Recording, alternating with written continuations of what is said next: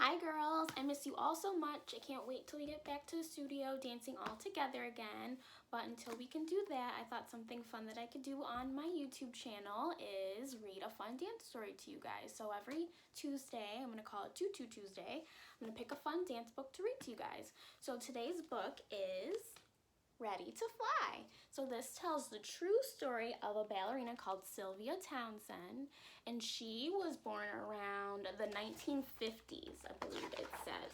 So our country was a lot different around that time in the 1950s. See, that's her in the 1950s.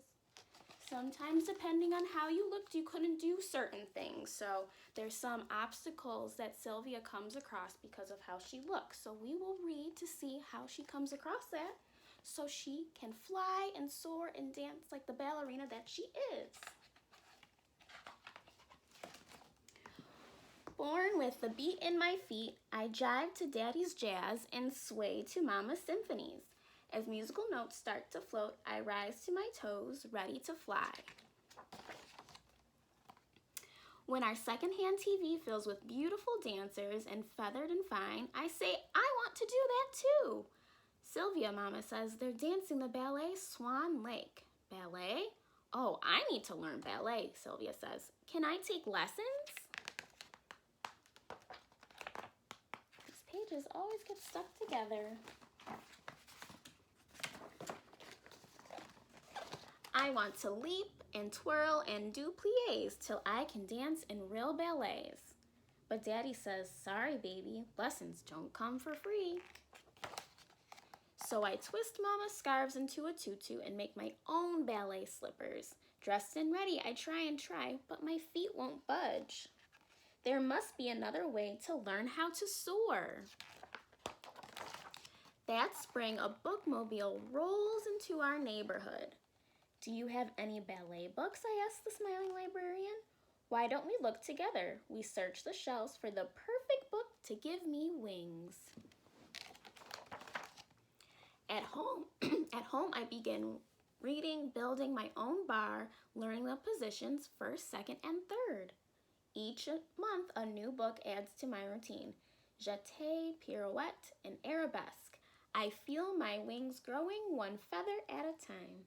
One day, I'll be flying like a ballerina too. News of the bookmobile ballerina draws neighborhood kids singing, teach us how to leap and twirl and do pliés till we can dance in real ballets. Out on the stoop, I show them my swan-like strides and my rising relevés. I'm the one giving lessons now. My fourth grade teacher, Mrs. Spidell, sees my swirling steps. Any girl who can dance like you needs real lessons to reach for the sky, she says, and offers to pay my way. Mama, Miss Spidell, and I set off to see some ballet schools, but the first school says, too full. School 2 says, no room.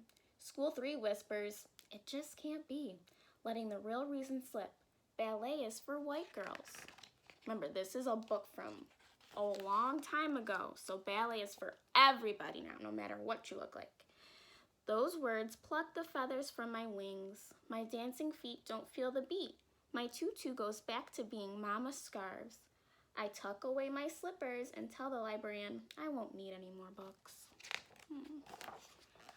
But my little swans twirl up for their next lesson. They still want to fly. Who else will show them if I don't? Lesson by lesson, we grow more feathers until we sashay onto the school talent show stage in the fall. The best part comes as an encore. Backstage, another dancer says, my daddy thinks you should meet Madame Swicka. She came all the way from Russia and teaches dance too, like the ballerina from TV. Could this really be? I jump at the chance to finally get my wings. When the day of the audition arrives, I soar through the studio door.